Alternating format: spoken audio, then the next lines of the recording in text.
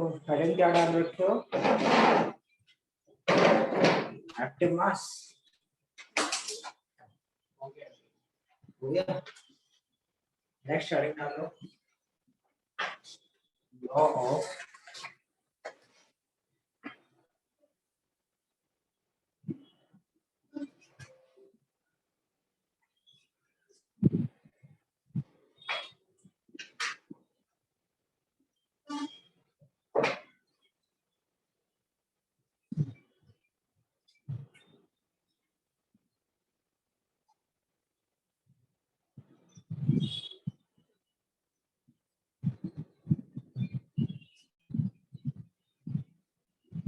mass action.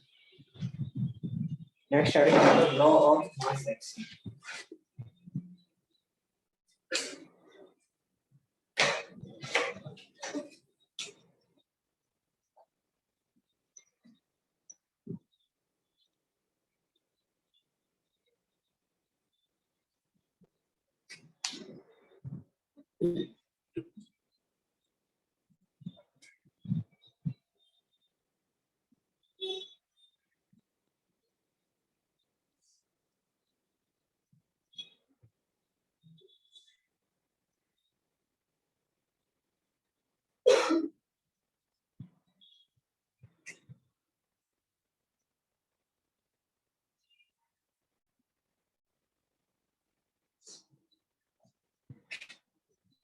Okay. Law of mass action, ये law क्या है जरा देखते हैं हम लोग। तो जब लास्ट क्लास में मैंने कुछ इस तरीके से कैलकुलेशन लिखा, ए से बी और नीचे बी से ए लिखा था मैंने। इसके लिए रेट ऑफ फॉरवर्ड रिएक्शन क्या लिखा, directly proportional to concentration of A, correct, ये लिखा था। और मैंने क्या बोल दिया था, ये हम लोग आगे सीखेंगे ये हम लोग ये कैसे लिखते हैं। एक्चुअली बेटा यही क्या है आपका law of mass action.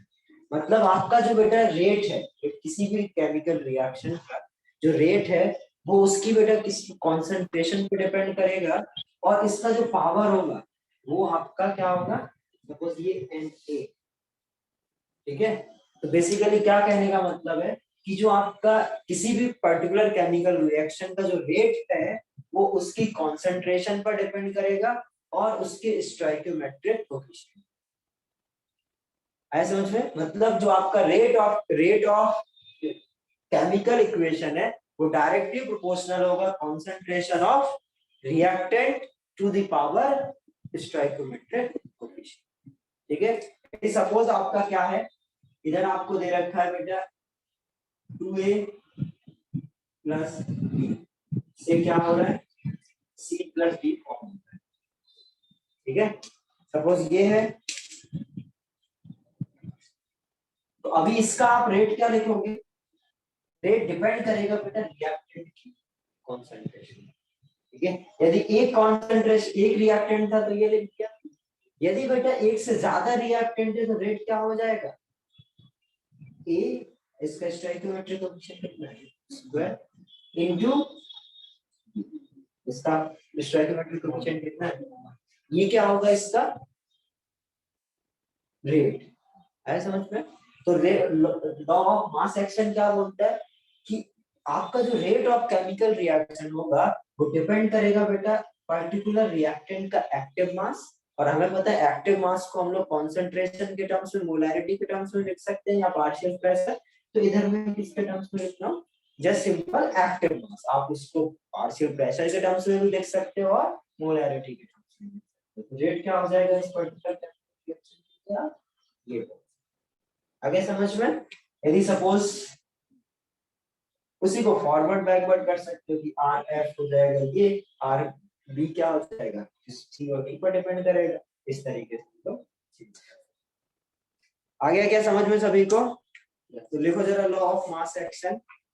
It states that, law of mass action में हेडिंग डालो, it states that rate of reaction is directly proportional to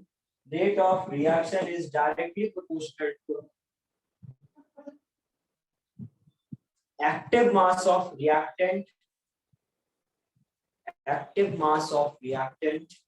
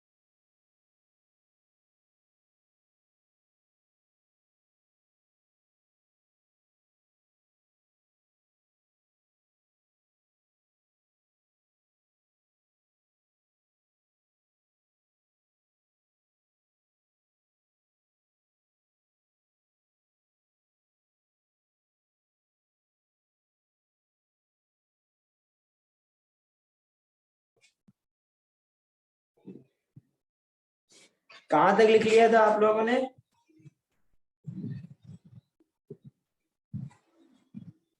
एक बार मैं दोबारा बोल रहा हूं, ठीक है? लिखो जरा जिसका छूट गया हो। It states that rate of reaction is directly proportional to. It states that rate of reaction is directly proportional to active mass of reactant. Directly proportional to active mass of reactant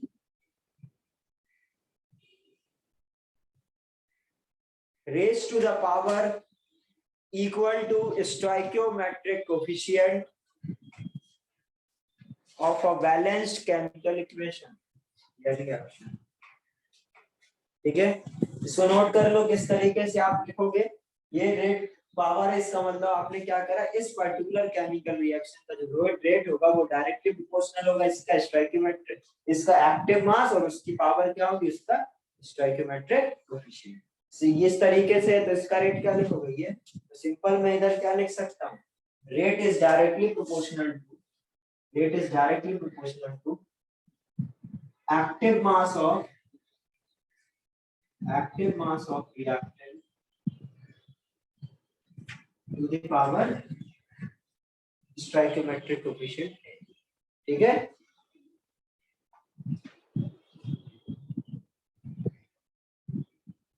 ये note कर लो सारा कुछ।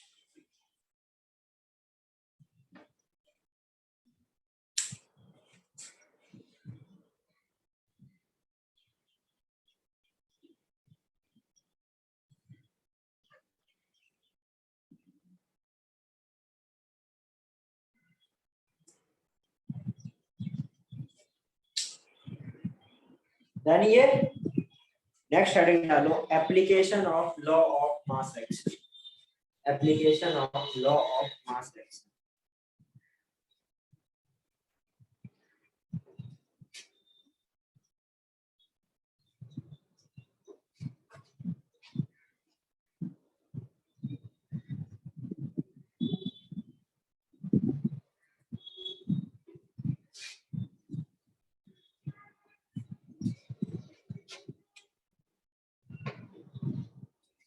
Suppose बेटा ये A plus B से आपका C plus B कोई chemical equation, ठीक है?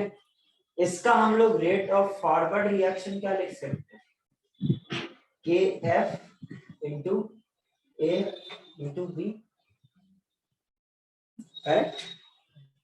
ये हम लोग एक बार पहले भी कर चुके हैं, इधर हम लोग दोबारा कर रहे हैं। और इसी का रेट ऑफ बैकवर्ड रिएक्शन हम लोग क्या लिख सकते हैं, K backward into C into D। और आपको पता है एट इक्विलिब्रियम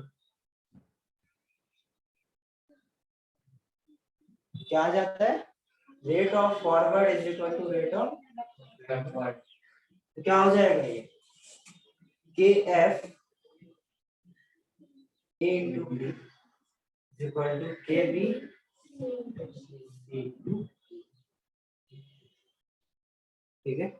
क्या लिख सकते हैं इसको, KF upon KB is equal to क्या आ जाएगा, concentration of C या active mass of C into B divided by active mass of A,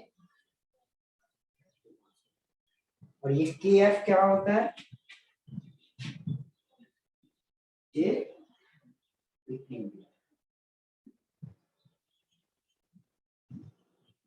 simple हम लोग क्या याद कर सकते हैं, K इक्विलिब्रियम क्या होता है बेटा, प्रोडक्ट का कॉन्सेंट्रेशन डिवाइडेड बाय रिएक्टेंट का। बेसिकली हम लोग ये हम लोग पहले भी कर चुके थे, बट अब हम लोग ने क्या सीख लिया है, एक से ज्यादा रिएक्टेंट है तो उन सबका क्या हो जाएगा, मल्टीप्लाई हो जाएगा।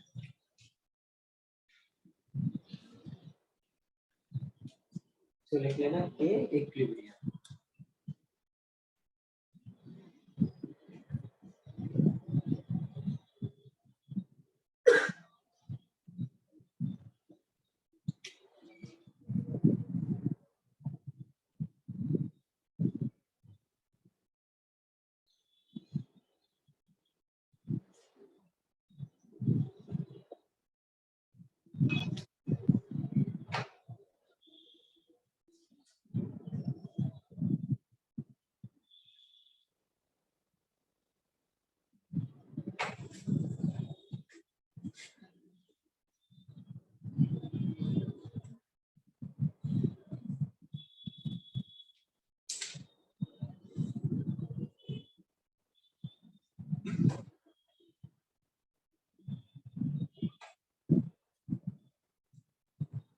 नोट किया सभी ने?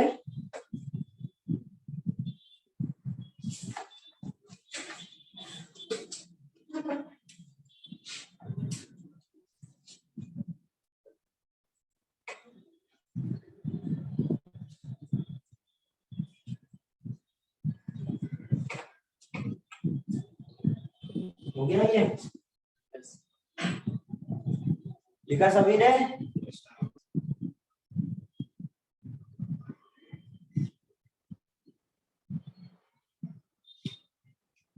अब देखते हैं जरा, आप K है, ठीक है, K यदि आप बेटा एक्टिव मास को कॉन्सेंट्रेशन के टर्म्स में लिखेंगे तो उसको आप क्या बोलोगे, Kc। यदि एक्टिव मास को आपको पता है पार्शियल प्रेशर के टर्म्स में लिख सकते हो तो उसको आप क्या बोलेंगे, ठीक है। तो अपना एक नया टास्क यही है कि हम लोग को क्या करना है बेटा, Kc और Kp में रिलेशन, मतलब ये और कॉन्सेंट्रेशन, ये और करेक्ट, ठीक है। अभी सपोज आपके पास कोई इस तरीके से एक chemical M1A plus M2B, suppose N1C और N2B, ठीक है, करेक्ट।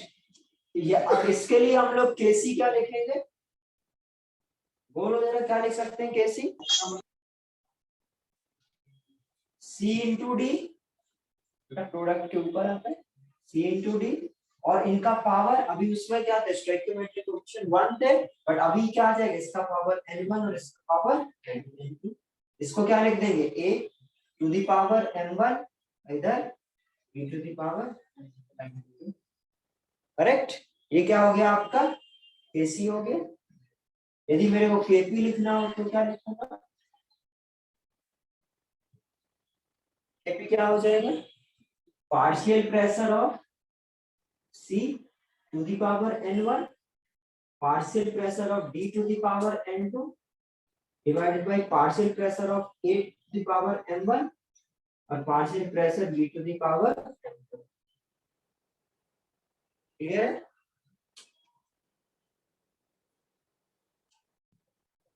ठीक है, ये आगे समझ इतना। अब आपको इनमें, इसमें और इसमें रिलेशन, आपको क्या पता है,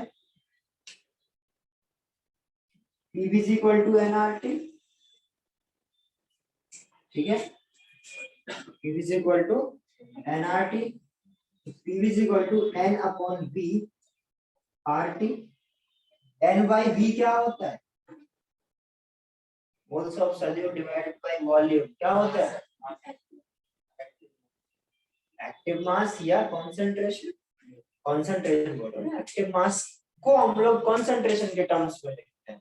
तो moles of solute divided by volume in litre क्या होता है? कॉन्सेंट्रेशन। ये क्या हो गया? कॉन्सेंट्रेशन। अरे मतलब सपोज यदि बेटा मेरे को पार्शियल प्रेशर ऑफ सी निकालना है, तो सी की कॉन्सेंट्रेशन इनटू आरटी क्या हो जाएगा? उसका पार्शियल प्रेशर। तो मैं क्या इसकी जगह में ये रिप्लेस करते चला जाऊं? कर दूं? ठीक है, अब इसकी जगह मैं इधर केपी में लिख रहा हूँ। केपी इज इक्वल टू क्या था?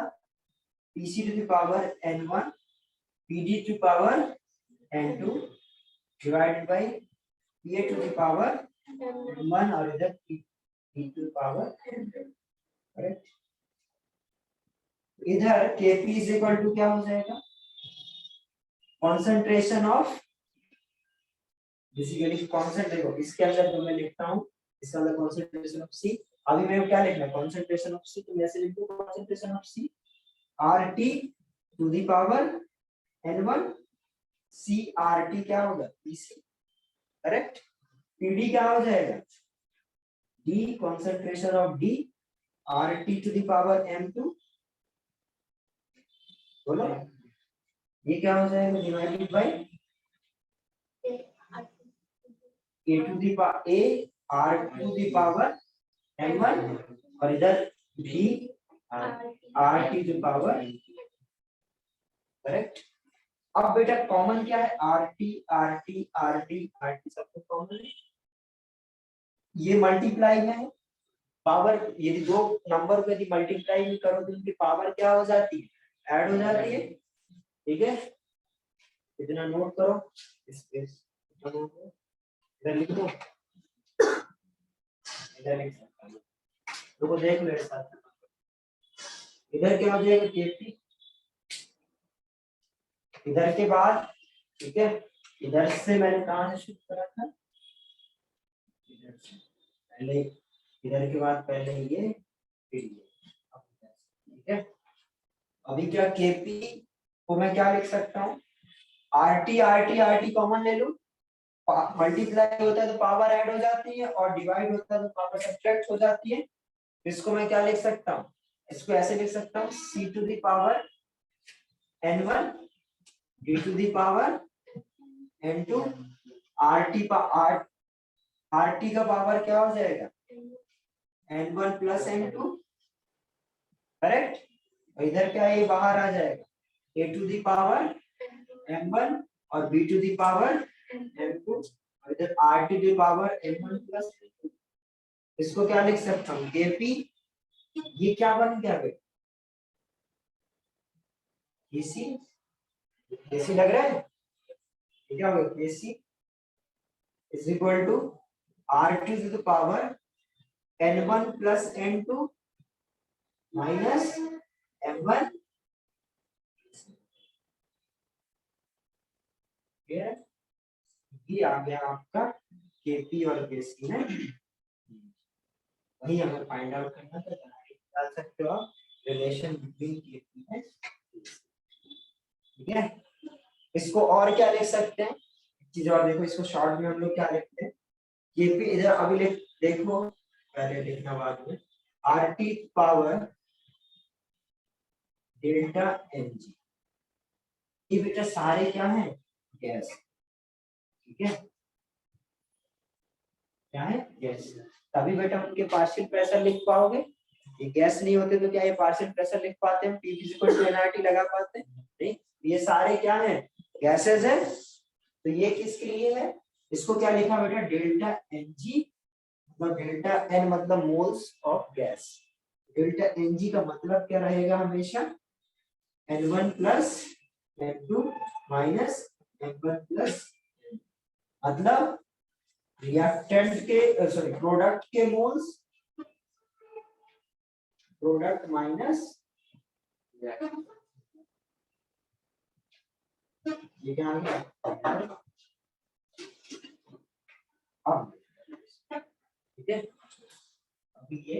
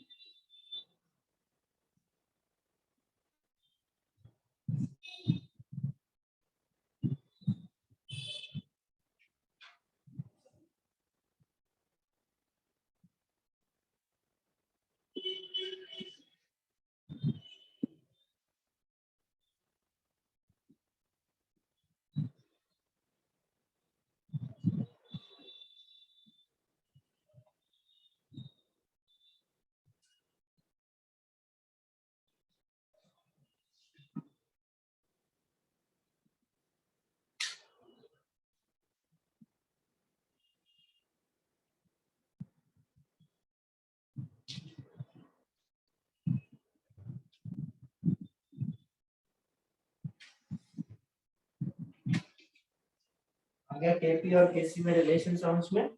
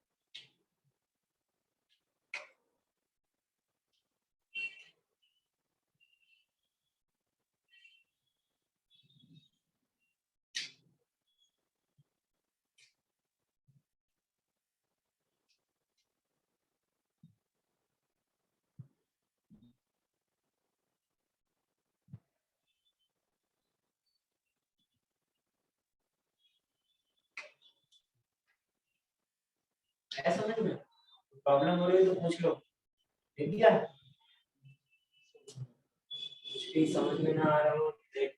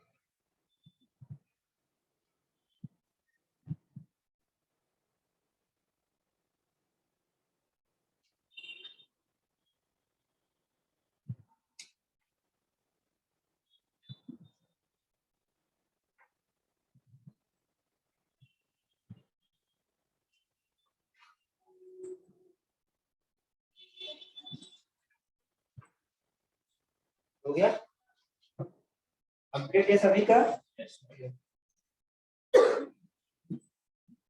ऑनलाइन हो गया ना सभी का? ऐसा कोई है जिसका हुआ ना हो? डन?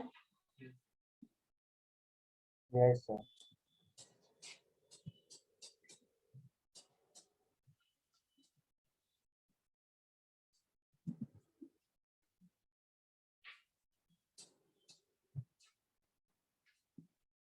अभी देखो जो आपके इक्विलिब्रियम है बेटा वो दो टाइप के होते हैं, होमोजीनियस इक्विलिब्रियम और हेटेरोजीनियस। होमोजीनियस इक्विलिब्रियम क्या होंगे? जब आपके जो रिएक्टेंट और प्रोडक्ट है उनकी यदि फेज सेम हो, मतलब सारे यदि गैसियस फेज में है तो वो क्या होता है? होमोजीनियस। और यदि हेटेरो यदि क्या हो जाए उनका फेज डिफरेंट होता है। सपोज एक एग्जांपल लूं मैं, H2 गैस Cl2 गैस से क्या बने? 2HCl gas formation. इधर क्या बेटा? इधर इक्विलिब्रियम में है ये, और इसके सारे रिएक्टेंट और प्रोडक्ट क्या है? सेम फेज में। जब आपके बेटा रिएक्टेंट और प्रोडक्ट का सेम फेज हो उसको क्या बोलोगे आप? Homogeneous equilibrium. यदि कुछ इस तरीके से हो CaCO3 सॉलिड, वो यदि इक्विलिब्रियम पर आए क्या बना है? CaO solid plus CO2 gas. इधर क्या बेटा? एक से ज्यादा फेज आ गए रिएक्टेंट और प्रोडक्ट के। यदि एक से ज्यादा फेज आएंगे तो उसको क्या बोलोगे? Heterogeneous equilibrium. और इसको क्या बोलोगे? देखो होमोजीनियस इक्विलिब्रियम, हेडिंग डालो homogeneous equilibrium. All reactant and product are in same phase, are in same phase. Homogeneous equilibrium में हेडिंग डाल के लिखो all reactant and product are in same phase, are in same phase. ये example लिख लो ऊपर वाला, ठीक है? एक एग्जांपल और लिखना चाहो तो लिख सकते हो N2 gas plus 3H2 gas form 2 gas.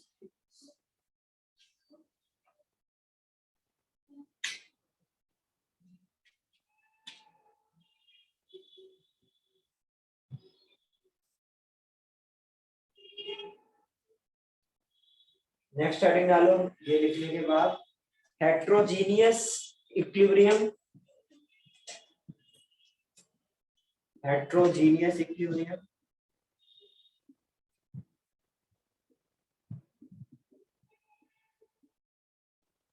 all reactant and product, all reactant and product, all reactant and product are not in same phase, are not in same phase, are not in same phase। ठीक है? ये लिख लो example.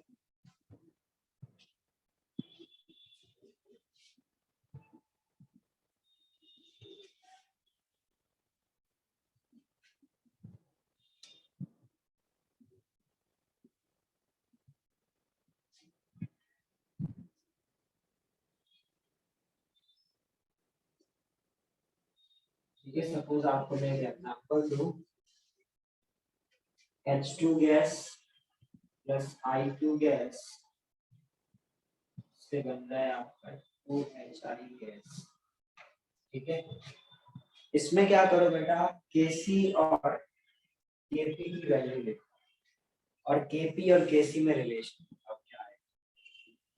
ठीक है? जो हम लोग अभी कर रहे थे ABCD के लिए, आपके पास क्या है? Kc और Kp आपको लिखना है H2 प्लस I2 से 2HI फॉर्म हो रहा है, उसके लिए Kc लिखो Kp लिखो और Kc और Kp में रिलेशन।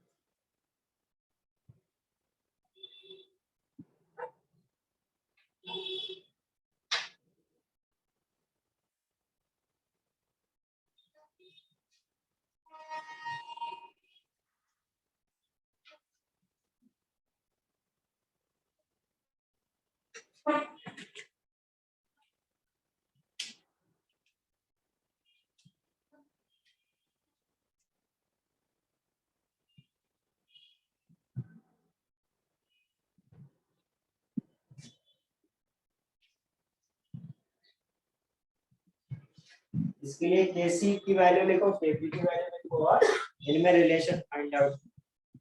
इतना करो फास्ट।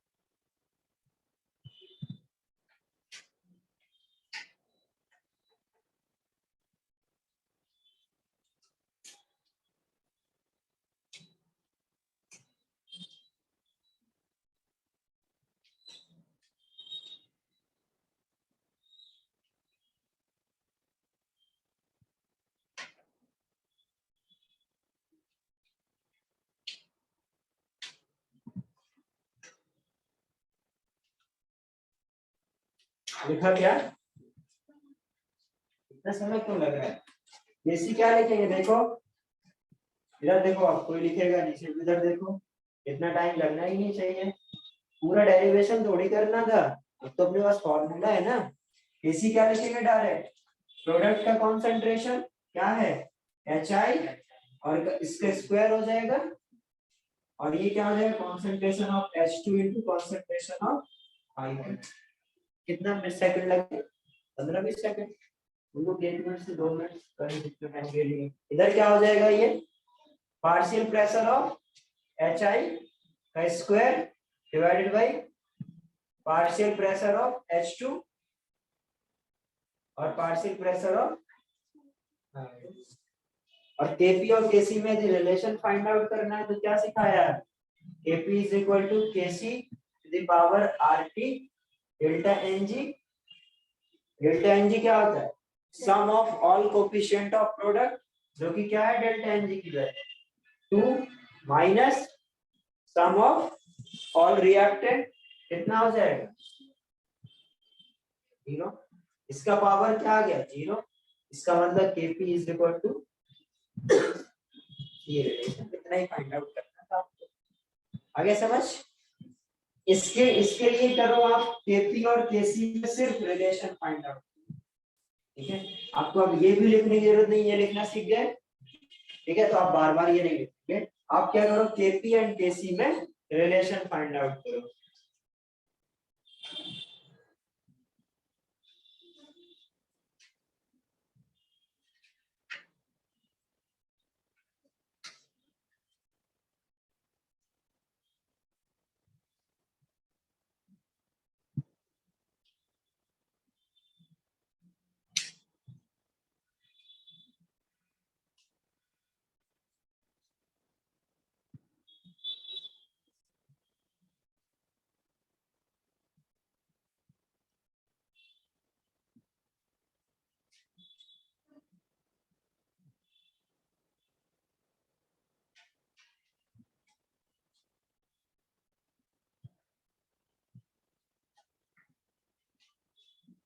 क्या है इसमें रिलेशन, पास्ट।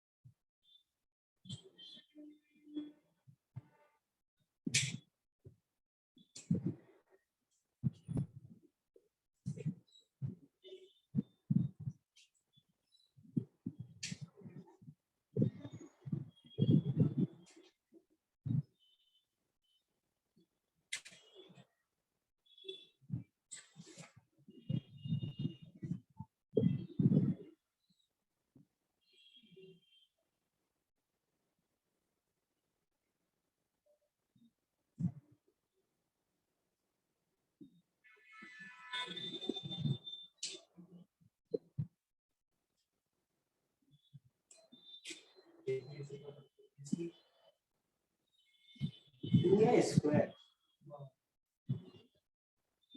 R2 RT होगा ना, RT टू द पावर कुछ। देखो क्या लिखे, देखो जरा इधर सभी लोग, आपको क्या करना था, सिर्फ केपी और केसी का रिलेशन फाइंड आउट करना था। फॉर्मूला हम लोगों को याद होना चाहिए, केपी बराबर क्या होता है, KC to the power RT delta, power में है बेटा ये डेल्टा, ठीक है। अब हम लोग क्या करेंगे, डेल्टा एनजी कैलकुलेट करेंगे।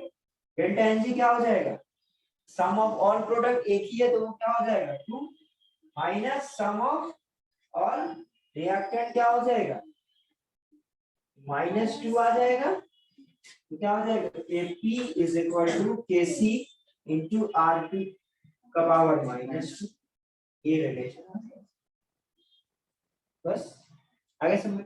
अब इसके लिए बेटा Kc लिखो, इसके लिए Kp लिखो, और Kc एंड Kp में रिलेशन फाइंड इसके लिए करो। अभी ये दोनों मैंने होमोजेनियस के लिए किए थे, अब ये आपको दिख रहा है हेटेरोजेनियस। इसके लिए Kp और Kc में रिलेशन फाइंड आउट करो, और Kp और Kc लिखो एक बार।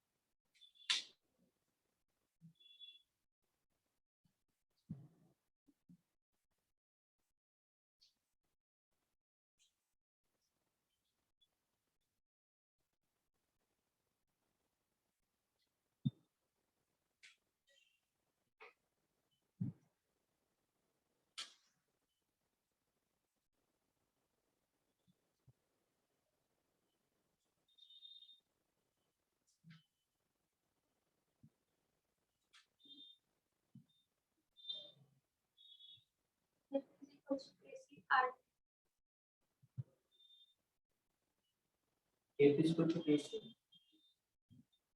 मतलब Kc equal to Kp into R।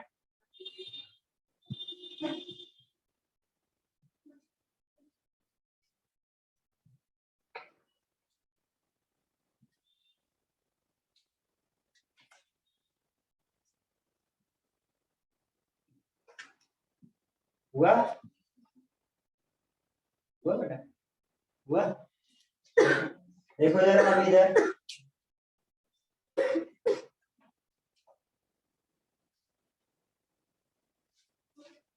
Kc is equal to Kp is equal to क्या है, Kc into R to the power delta Ng। अब हमें डेल्टा Ng निकालना है, डेल्टा Ng क्या हो जाएगा, गैस सिर्फ प्रोडक्ट में है, बाकी तो ये क्या है सॉलिड है, तो इनका तो कुछ होगा नहीं। डेल्टा Ng क्या आ जाएगा, तो Kp इज इक्वल टू क्या आ जाएगा, Kc इंटू R।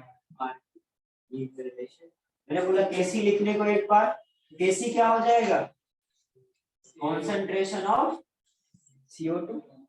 क्या सॉलिड की लिखेंगे, मैंने बोला था गैस के रिस्पेक्ट में सॉलिड में जो भी चेंज होगा उससे कुछ भी बहुत ज्यादा चेंज नहीं होना है, और सॉलिड की एक्टिव मास हम लोग क्या ले लेते हैं 1, इसीलिए क्या गैस के लिए सॉलिड के लिए लिखेंगे Kp क्या हो जाएगा, partial pressure of Kc Kp होता चल गया, और आपने Kp और Kc में रिलेशन पता। आगे समझ लो, नेक्स्ट क्वेश्चन लिखो।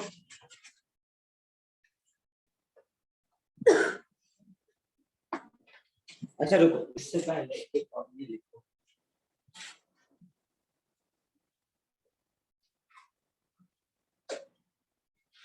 एक और इक्वेशन लिखता हूं मैं,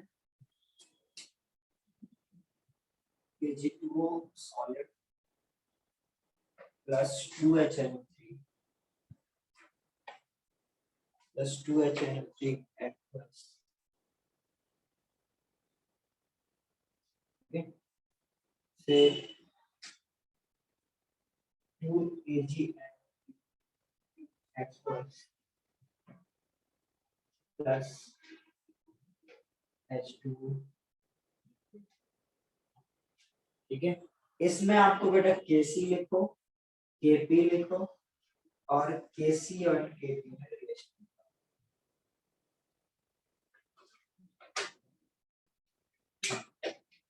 सोच के करना, जो दिमाग में आए वो बोल देना, गलत होगा सही वो बात, ठीक है। जो भी आए बताना क्या आ रहा है आपका, बस आपको जस्ट क्या करना है, केसी केपी लिखो और केपी केसी में रिलेशन यदि आ जाए तो बताओ।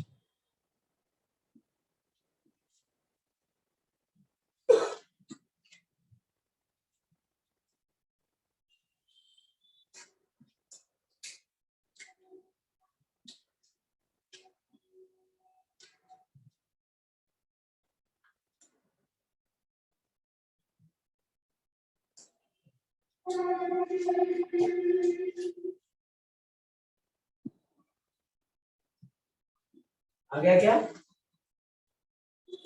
क्या लग रहा है, केपी लिख पाएंगे क्या, केपी नहीं लिख सकते बेटा, कोई गैस ही नहीं है, कोई गैस नहीं है तो केपी को हम लोग लिख नहीं सकते, ठीक है। केसी जरूर लिख सकते हैं, सॉलिड के रिस्पेक्ट में बेटा जो एक्वस है उनका तो चेंज होगा कॉन्सेंट्रेशन, करेक्ट, और जो प्योर लिक्विड है उसका भी कुछ नहीं चेंज होगा। आप क्या लिख सकते हो इधर, कॉन्सेंट्रेशन ऑफ प्रोडक्ट में क्या है, AgNO3 एक्वस इसका स्क्वायर डिवाइडेड बाय HNO3, आगे समझ।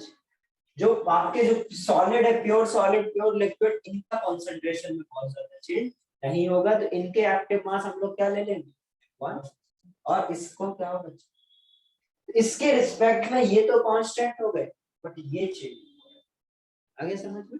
जरूरी नहीं कि गैस ही होगा तभी क्या हम एक्टिव मास लिखेंगे, ये जरूरी नहीं है, आगे समझ में। हाँ यदि प्योर सॉलिड प्योर लिक्विड है तो इसके रिस्पेक्ट में ये क्या होगा, अब जब केपी लिख ही नहीं सकते तो क्या इनका रिलेशन लिख सकते हैं, आगे समझ।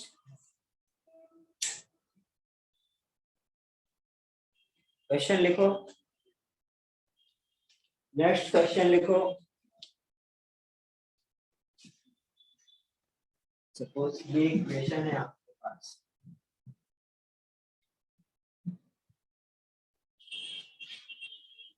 CH3CO C2H5, ये इक्वेशन है आपके पास, प्लस प्लस H प्लस, ठीक है, इससे क्या होता है, CH3Cl plus C2H5 C2H5 OH में, ठीक है।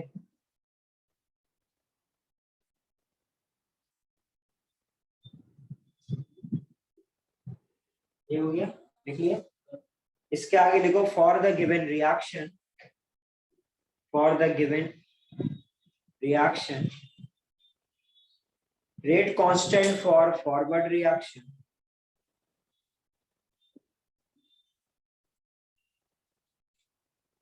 for a given reaction, rate constant for forward reaction and backward reaction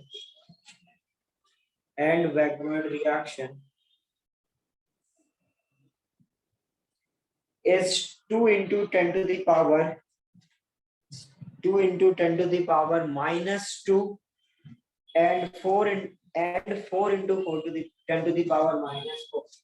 तो एक दे रखा है 2 into 10 to the power minus 2 और दूसरा दे रखा है 4 into 10 to the power minus 4 respectively.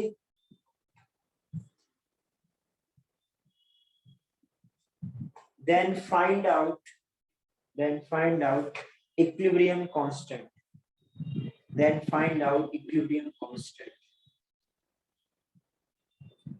Find out करोगे.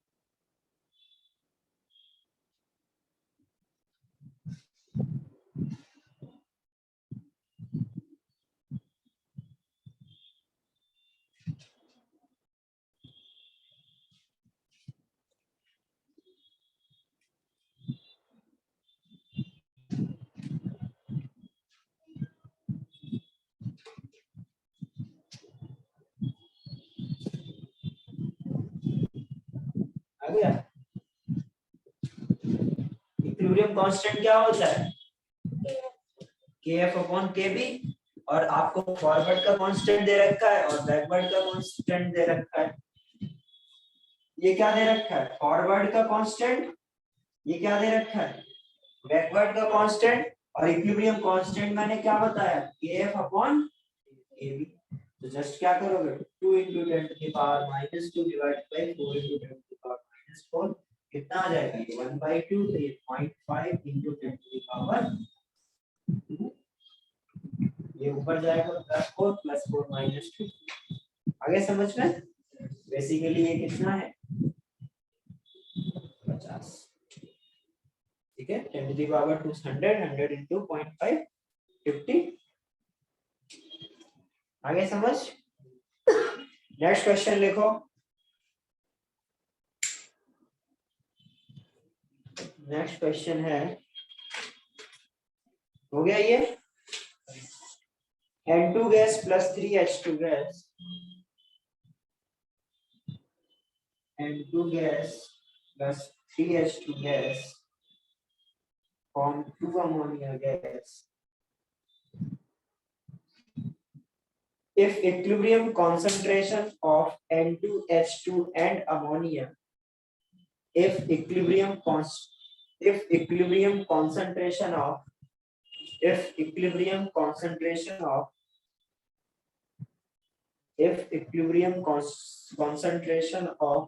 N2, H2 and NH3 and NH3 are 0.5 molar, 0.5 molar, 1 molar and 2 molar, then find equilibrium constant. निकालो बेटा इक्विलिब्रियम कांस्टेंट.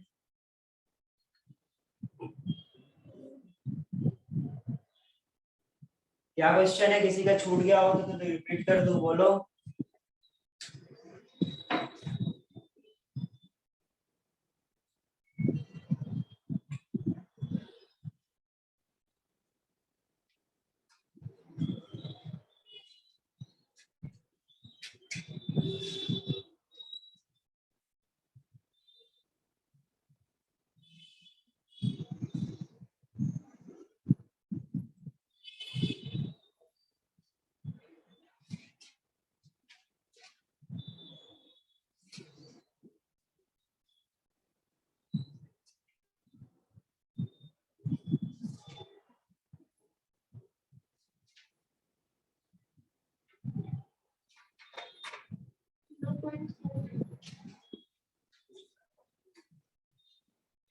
सही से calculation करो।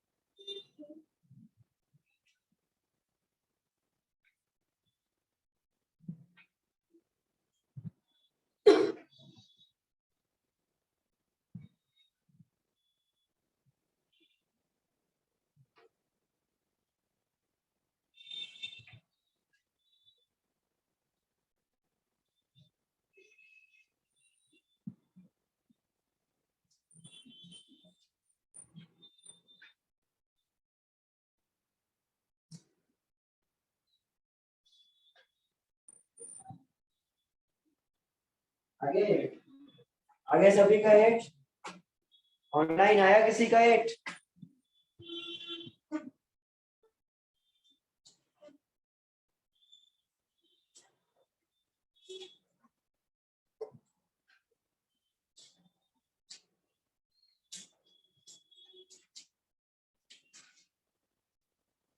देखो क्या बोला गया है, इसके इक्विलिब्रियम पर कंसंट्रेशन कितना दे रखा है? एट इक्विलिब्रियम कंसंट्रेशन कितना दे रखा है? 0.5। इसका कितना दे रखा है? 1 और इसका 2। करेक्ट। और आपको पता है बेटा, जो आपके इक्विलिब्रियम लिखते हो क्या होता है? Concentration of product at equilibrium square divided by concentration of N2 at equilibrium plus into concentration of H2 का पावर क्या आ जाएगा इधर? Equilibrium is equal to ammonia, इधर अमोनिया का कॉन्सेंट्रेशन 2 था तो 2 का square divide by 0.5 into H2 का क्या है? 1 करेक्ट। ये क्या आ जाएगा? 4। ये क्या 0.5 इधर, ये क्या आ जाएगा? ऐसे कर लिया करो, ये 2 ऊपर जाएगा तो कितना? यदि 4 को हाफ से डिवाइड करोगे तो कितना है? आगे समझ। तो इस तरीके से हम लोग के इक्विलिब्रियम निकालिए। नेक्स्ट क्वेश्चन लिखो, if partial pressure of, next question लिखो, if partial pressure of, if partial pressure of H2 gas, if partial pressure of H2 gas, comma F, comma I2 gas and HIR, and HIR 0.5, 0.5, 1 and 2 atm respectively, 0.5, 1 and 2 atm respectively, then find out the equilibrium constant for the reaction. Reaction क्या है? H2 gas plus I2 gas, इसे क्या बना रहा है? 2HI gas। ये आपके पास equilibrium की रिएक्शन है। इससे आपको क्या निकालना है? Kp की। और आपको सबके पार्शियल प्रेशर गिवन है। इसका पार्शियल प्रेशर 0.5,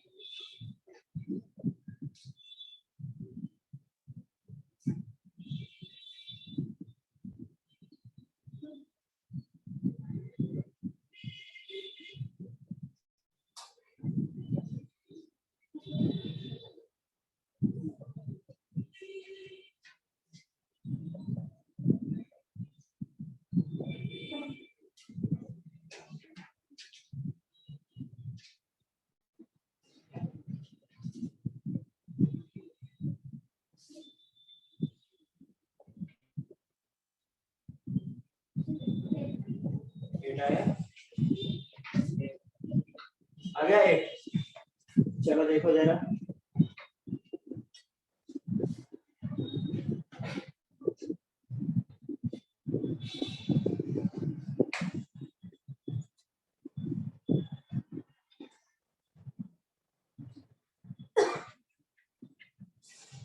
इस बार क्या करेंगे, आपके पास क्या गिवन था बेटा, H2 gas plus I2 gas से क्या बना है, 2HI गैस, करेक्ट।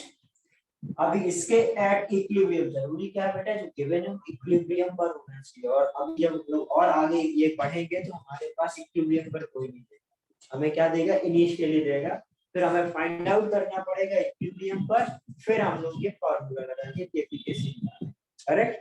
अभी हमारे पास सीधे सीधे क्या मिल रहा है, इक्विलिब्रियम पर कंसंट्रेशन मिल रहा है, तो हम लोग डायरेक्ट पुट कर पा रहे हैं, इसलिए थोड़ा इजी हो रहा है। अभी इसी को हम लोग आगे जब और सीखेंगे तो हमारे पास कंसंट्रेशन या पार्शियल प्रेशर कोई आपको इक्विलिब्रियम बनेगा, ठीक है। एट इक्विलिब्रियम दे रखा है, तो कितना है ये 0.5 1 और ये 2, तो केपी कितना क्या हो जाएगा, पार्शियल प्रेशर ऑफ HI का पावर 2, इधर क्या हो जाएगा, partial pressure of H2 into partial pressure of I2, partial pressure of HI के स्क्वायर कितना हो जाएगा, 4 डिवाइडेड बाय 0.5, और ये कितना आ जाएगा, आगे समझ क्लियर। नेक्स्ट क्वेश्चन,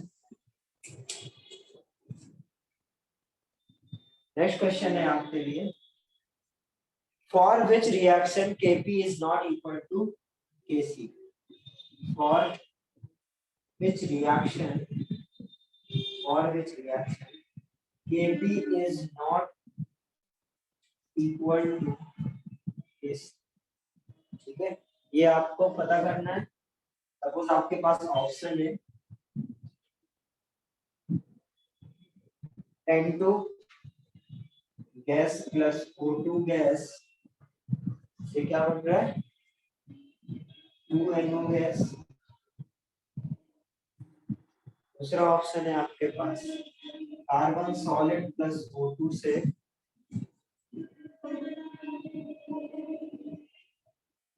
क्या बन रहा है, CO2 gas.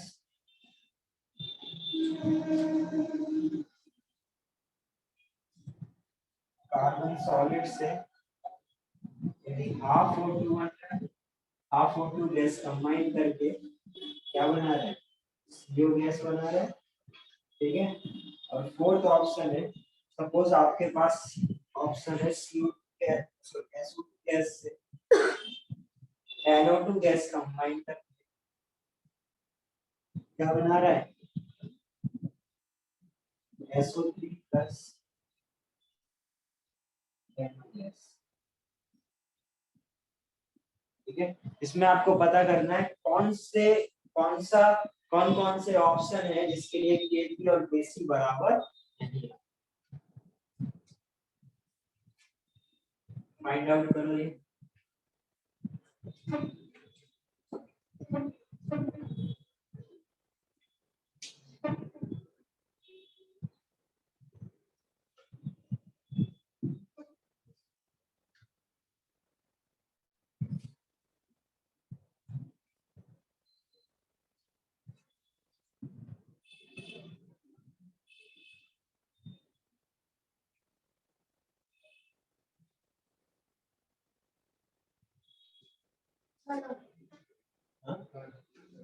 Third fourth, third बस, सेकंड भी शायद, डर क्यों रहे हो, बोलो सेकंड है तो है, ठीक है।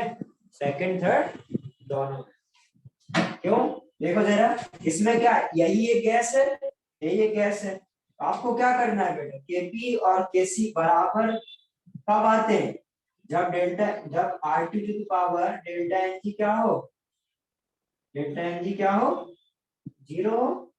अरे चेक कर लो किसमें किसमें 0 है, जिसमें जिसमें 0 होगा वो आपका आंसर नहीं, ठीक है। मतलब नॉट पूछा है ना, नॉट इक्वल, जिसमें जिसमें 0 होगा वो आंसर आपका नहीं होगा। देखो जरा निकालो delta Ng, delta N G कितना है, ये सारी गैसेस है, इधर 2 है प्रोडक्ट में और रिएक्टेंट में क्या है 1 1, तो क्या हो जाएगा 2 माइनस 2 इज इक्वल टू 0। इसका डेल्टा एन जी कैलकुलेट करो, 1 माइनस 1, 1 माइनस 0 ये आंसर, ठीक है।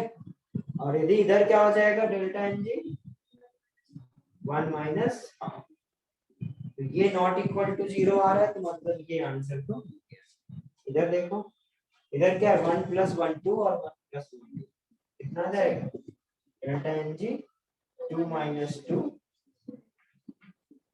आगे समझ में, इस तरीके से ये आपका क्लियर है।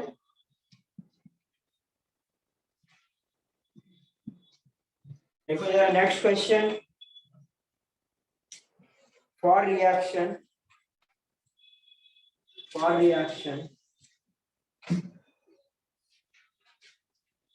for reaction N2 gas plus 3H2, for reaction N2 gas plus 3H2 gas से आपको तो पता है क्या बनना है, अमोनिया गैस, ठीक है। For the reaction this, if Kp is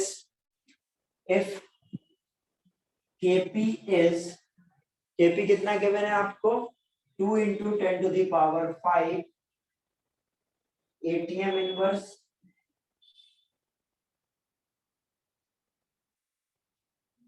then find Kc for the reaction, Kc for the reaction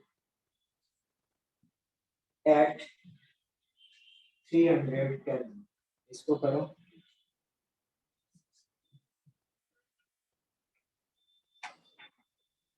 आपको क्या करना है बेटा, एक रिएक्शन दे रखा है जिसका केवी गिवन है और आपको केसी कैलकुलेट करना है इस पर्टिकुलर टेम्परेचर पर।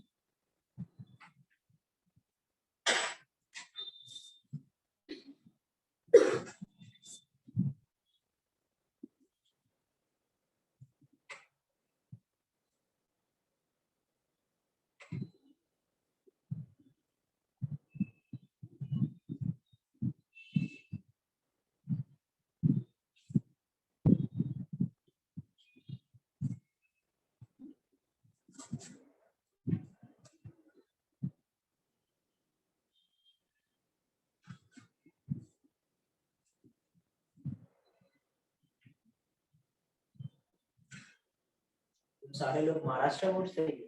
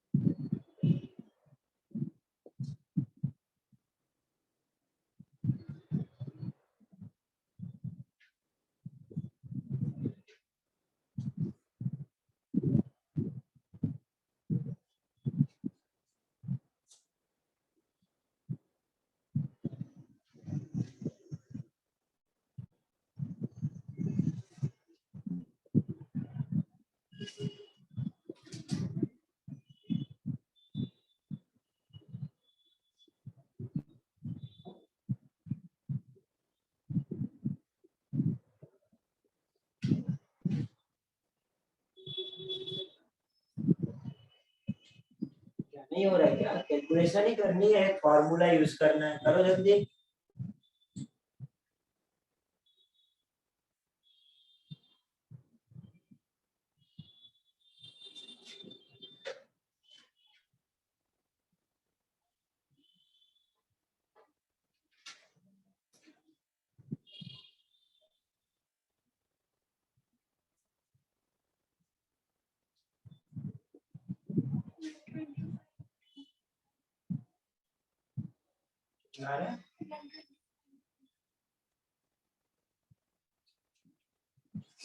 देखो कुछ 10 to the power 5 तो सही आ रहा है।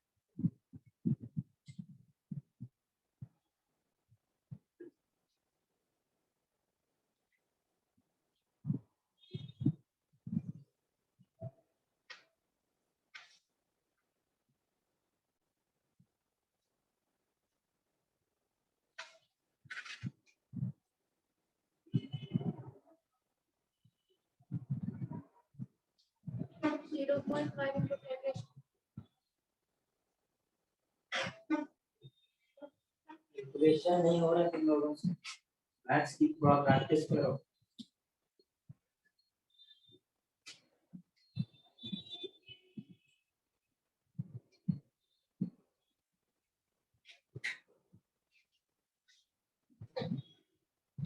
करो हुआ किसी से? देखो जरा क्या रिलेशन होता है, Kp is equal to Kc to the power RT delta Ng। आपको क्या गिवन है?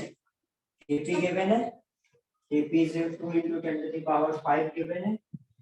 Kc निकालना है, R R तो पता है आपको क्या होता है, टेम्परेचर 300 केल्विन, ठीक है। और R की वैल्यू क्या हो जाएगी एटीएम में 1/12 यूज कर लो, ठीक है 1/12 यूज कर लो। उसका डेल्टा एनजी कितना हो जाएगा, डेल्टा एनजी कितना आएगा -2, क्या हो जाएगा ये कितना हो जाएगा 4 -2 था, कितना आ जाएगा ये केसी 100/4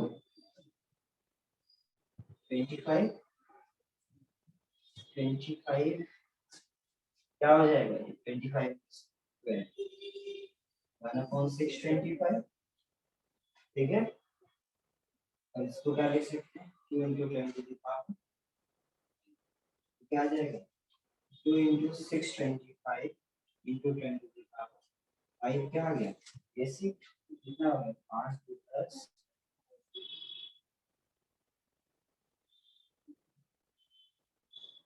आगे समझ। और इसके लिए 1/12 मैंने लिया, देखो आर की वैल्यू है एटीएम है, मतलब आर की वैल्यू आपको मैंने कौन सी वाली यूज करनी थी 0.082, तो ये 1/12 तो अप्रोक्सीमेट वैल्यू होता है, बट आपको सॉल्व आसानी से हो जाता है। तो इससे यदि सॉल्व करोगे तो इससे थोड़ा सा कम है, तो ये 1300 कुछ आ रहा है, तो उससे कुछ 1100 कुछ आएगा, बट आप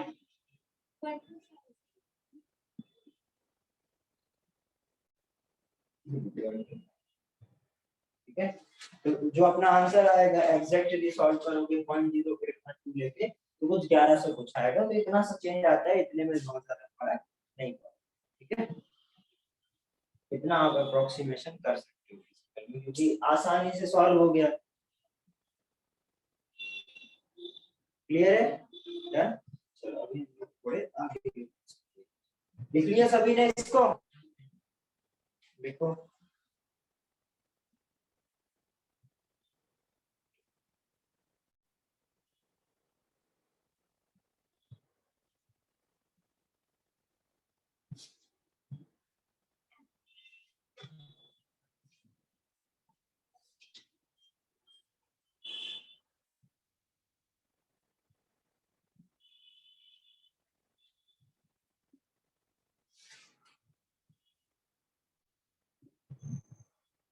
डन।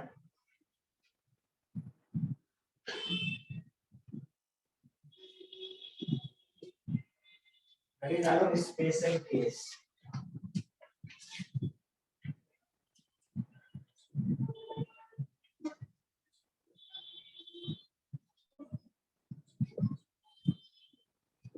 ठीक है। यदि बेटा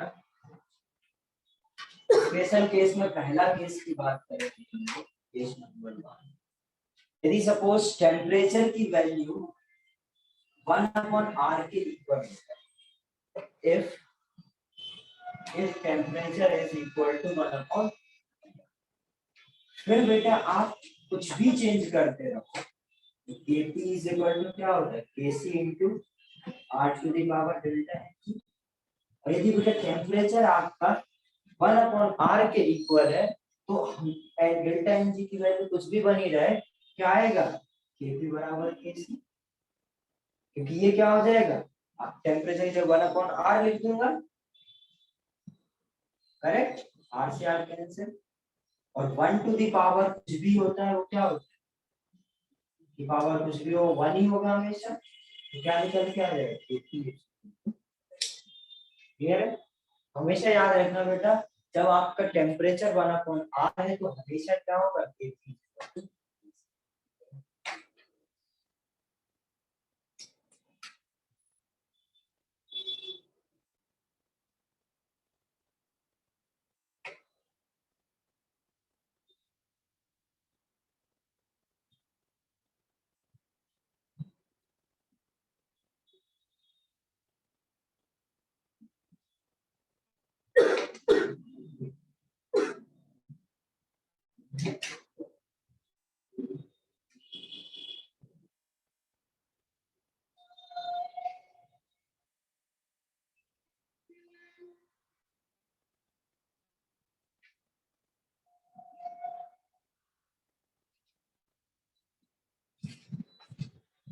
जानिए, ठीक है।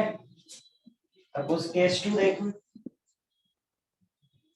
केस 2 क्या, सपोज ये आपका Kp is equal to Kc R to the power delta H है। इसको क्या लिख सकते हैं, Kp upon Kc is equal to R to the power delta Ng। दोनों तरफ में लॉग ले लो, थोड़ा बहुत लॉग आता है, लॉग ले लूंगा तो क्या हो जाएगा, log Kp upon Kc is equal to log of R to the power delta Ng। पढ़ा है कभी लॉग, 10th में तो है नहीं शायद, 11th में पढ़ा नहीं होगा,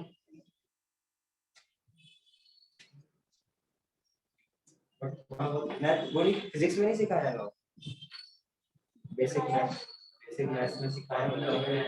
हाँ बस और क्या, बेसिक थोड़ी करना है। इतना पता है ना लॉग क्या होता है, ठीक है। लॉग ये होता है, दोनों तरफ मैंने लॉग ले लिया, और लॉग यदि ले लिया तो इसको मैं क्या लिख सकता हूँ, लॉग Kp अपॉन Kc। और ये जो लॉग में बेटा जो अंदर की पावर होता है उसको आप कहाँ लिख सकते हो, मल्टीप्लाई में बाहर लिख सकते हो, तो क्या हो जाएगा, Kp upon Kc is equal to delta Ng log RT। Correct, इसको हम लोग क्या लिख सकते हैं, log Kp upon Kc minus delta Ng log RT equal to, ये ड्राइव हो गया, ठीक है। कई बार क्या करते हैं लोग, इसी ये एक्सप्रेशन दे देते हैं और क्वेश्चन पूछ लेते हैं, तो हमें ये भी पता होना चाहिए ये एक्सप्रेशन भी हम इससे ड्राइव कर सकते हैं, ठीक है। देखो इसको, ये क्वेश्चन कराऊंगा तो आप ये केस 1 लिख लिया और इसमें, ठीक है, इसको लिखो केस 2 को, अब तक इधर क्वेश्चन लिखो, और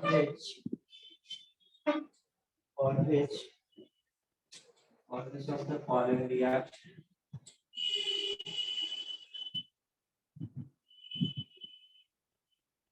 or which of the following reaction log Kp upon Kc plus log Rt is equal to 0। पहला ऑप्शन है आपके पास H2 gas plus I2 gas से H2 अच्छा बन रहा है,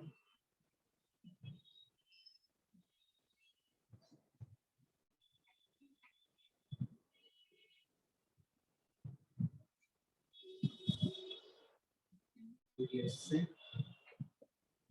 H2 गैस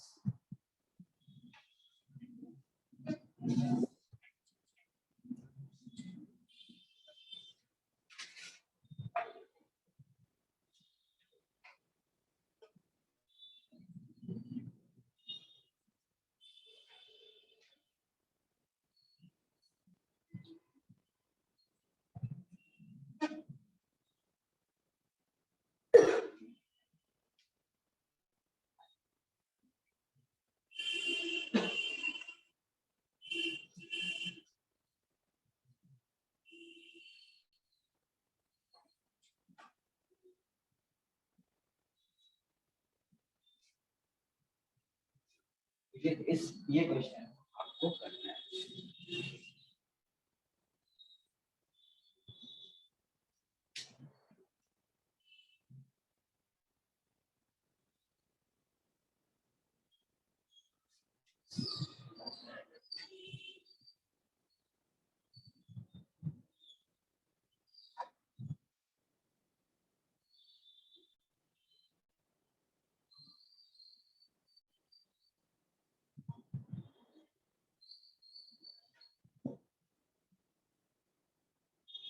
तो यदि आपने ये नहीं किया होता तो वो आपके क्वेश्चन नहीं दिखती ना कभी, इसलिए ये आप लोग याद रखें। इस फॉर्म में भी हम लोग इसको लिख सकते हैं, रटने की जरूरत नहीं है। आप थोड़ा सा लॉग की प्रॉपर्टी यदि सीख लोगे तो सॉल्व कर सकते हैं, ठीक है, बट आइडिया होना चाहिए, नहीं तो आप सोच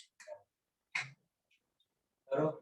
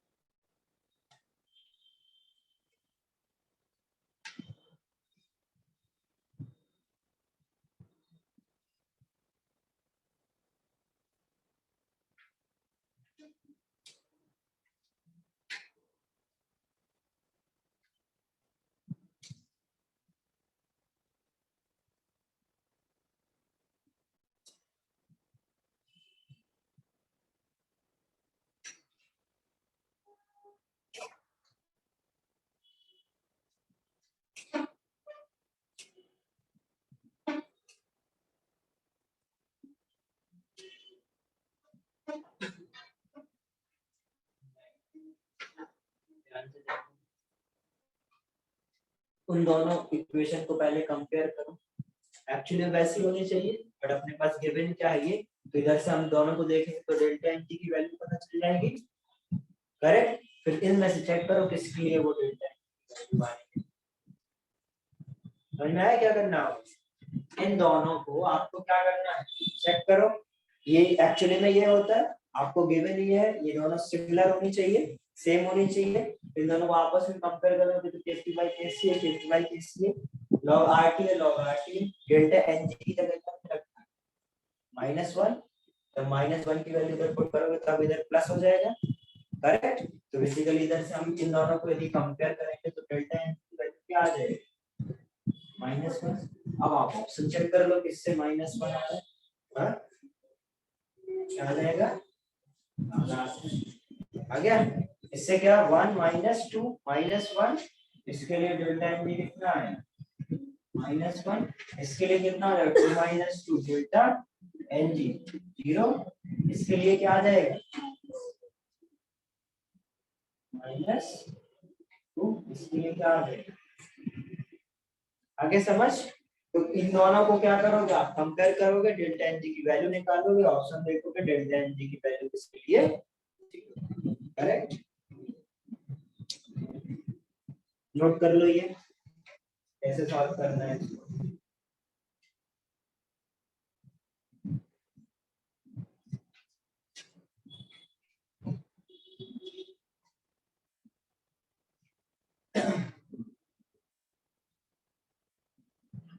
नेक्स्ट हेडिंग डाल लो,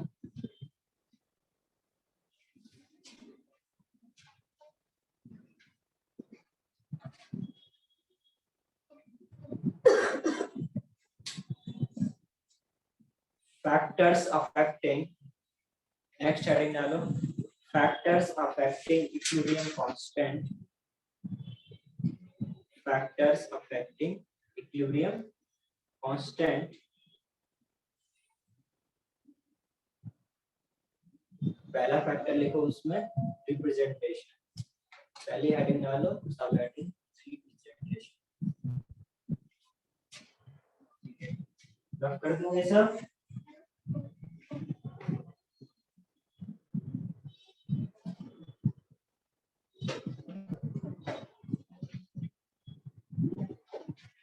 रिप्रेजेंटेशन सपोज बेटा ए से बी है, ठीक है, ए से बी है, इसका केसी आप क्या लिखोगे,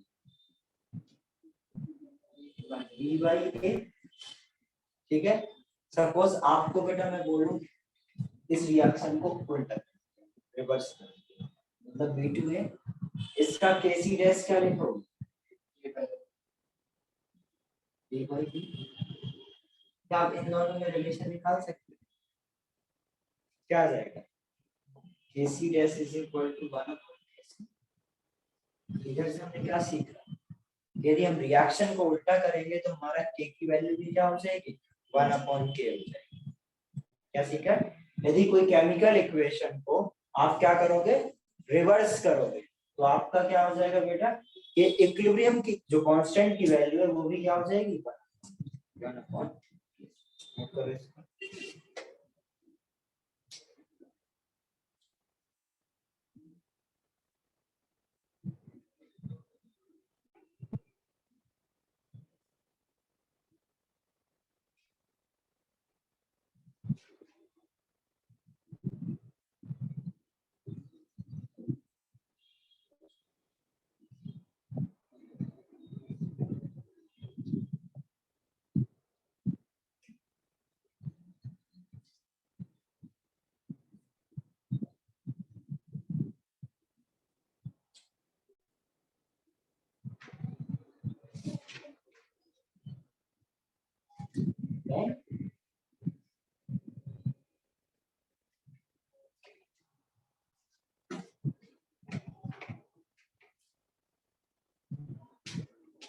नेक्स्ट हेडिंग डालो स्टोइकियोमेट्री, नेक्स्ट हेडिंग डालो स्टोइकियोमेट्री। यदि सपोज ए से बी है, ठीक है, तो इसके लिए आप केसी क्या लिखो बी बाई ए, और यदि आप बेटा इसको 3a 3b लिख दो तो इसका केसी डैश क्या लिखोगे B cube by A cube, correct. हम लोग क्या बोल सकते हैं केसी डैश, यदि किसी इक्वेशन में 3 टाइम्स हम कर दोगे तो उसका केसी क्या हो जाएगा क्यूब टाइम्स क्यूब हो जाएगा उसका। आगे समझ, बी बाई ए को हम लोग क्या लिख सकते हैं केसी होल क्यूब, है समझ में। बेसिकली किसी भी इक्वेशन में आप मल्टीप्लाई किसी भी नंबर का करोगे, सपोज ए से बी है और उसमें यदि 10 टाइम्स आप मल्टीप्लाई करोगे उसका जो केसी की वैल्यू है वो क्या आ जाएगी, उसकी पुरानी केसी है उसकी पावर एन, यदि उसका स्टोइकियोमेट्रिक कोएफिशिएंट, इतना नोट कर लो।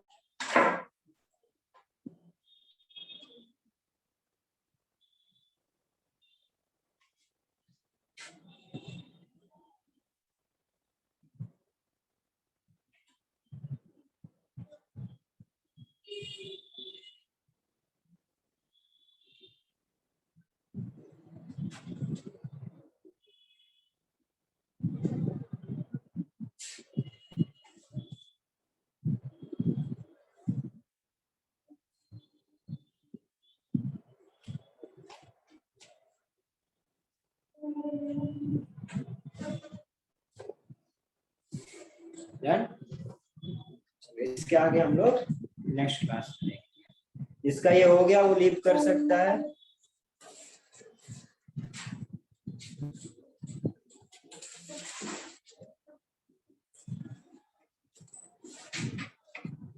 डन ये सभी का, कोई लिख रहा है, चलिए बाय।